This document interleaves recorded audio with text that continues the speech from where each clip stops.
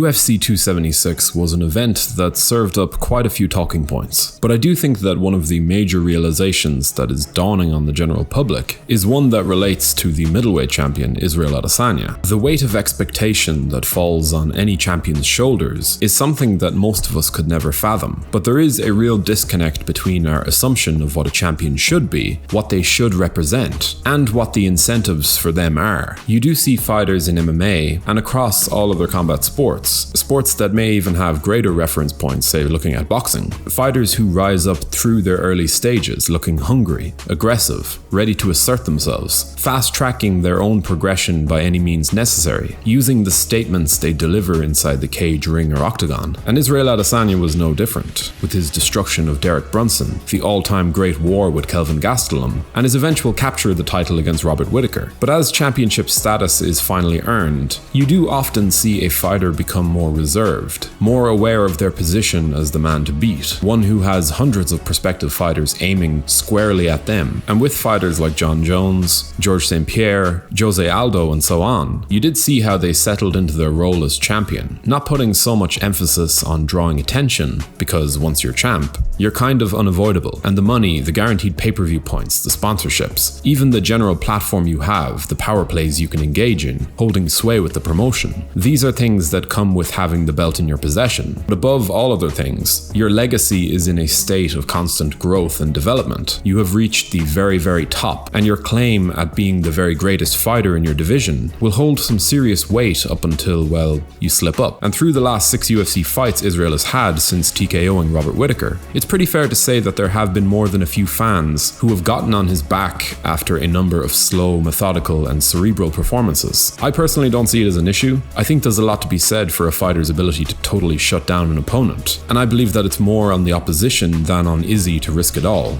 But when you look at the Yoel Romero fight, the Marvin Vettori fight, this most recent matchup against Jared Cannonier, even his 205-pound debut against Jan Blachowicz, you're never really seeing Adesanya step up his gear and look to put a stamp on things. Even in the case of the Blachowicz loss, the Whittaker rematch, and to some extent, the Romero bout, fights that he can't and shouldn't have been overly confident he was winning. And that is something that we've certainly come to associate with Israel Adesanya. He fights his own fight, and if you're not able to make him fight yours, good luck with closing that gap.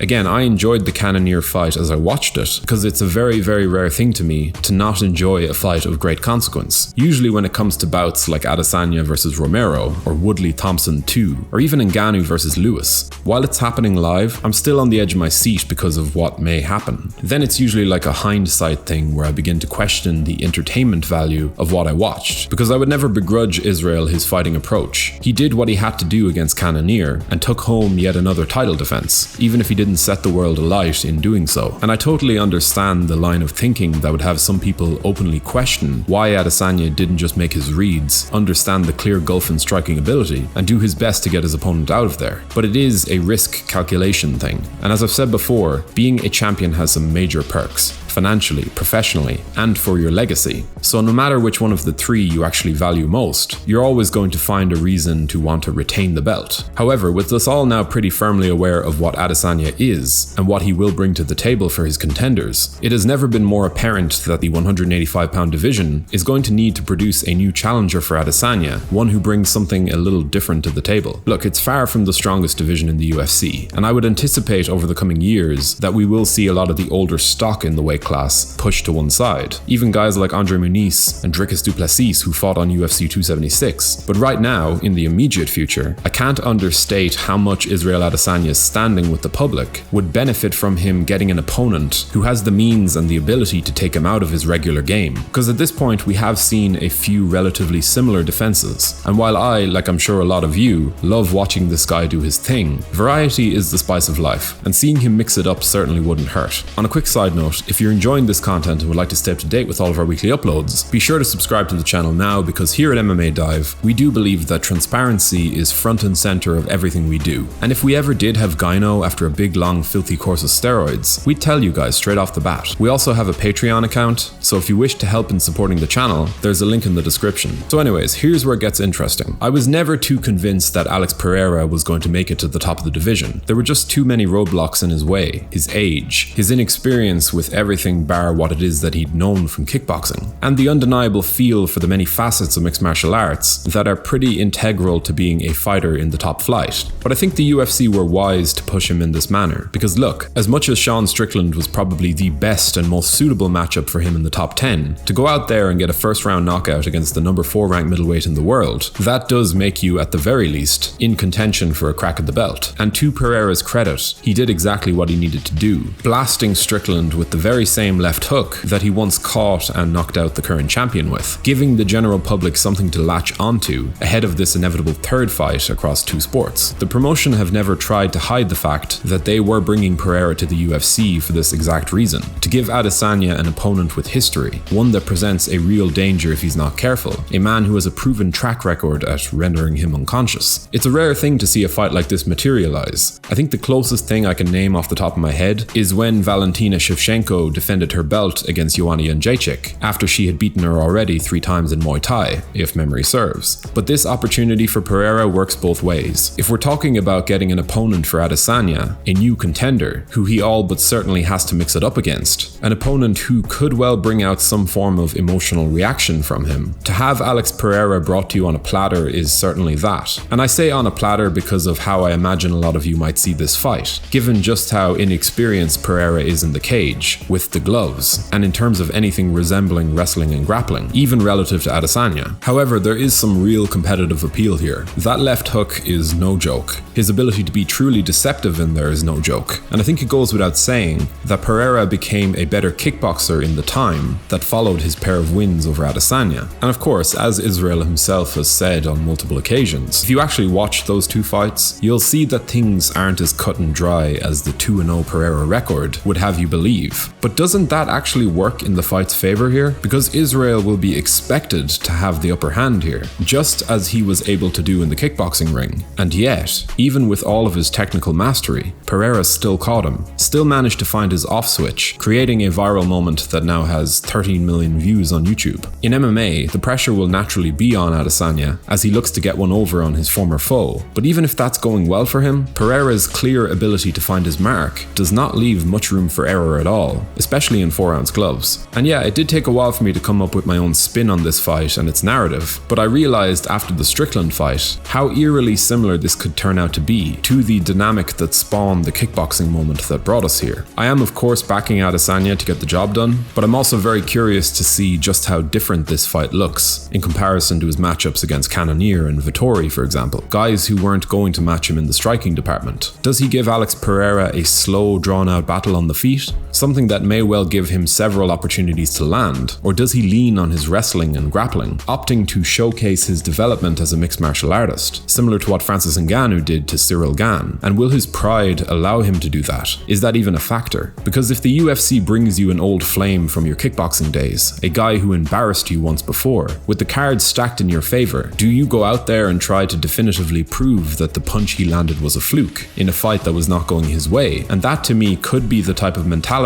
that forces Israel Adesanya to play with fire. Because unless he does do the quote-unquote correct thing and mix in some wrestling, this fight is just not going to look like anything we've come accustomed to when it comes to this ongoing title reign. But what do you make of the inevitable booking of Israel Adesanya versus Alex Pereira? And who do you think comes out of that fight with their hand raised? Do let us know your opinions in the comment section below, and if you enjoyed this video, be sure to leave a like and a comment before subscribing to the channel so you can stay up to date with all of our latest uploads. Thank you for watching.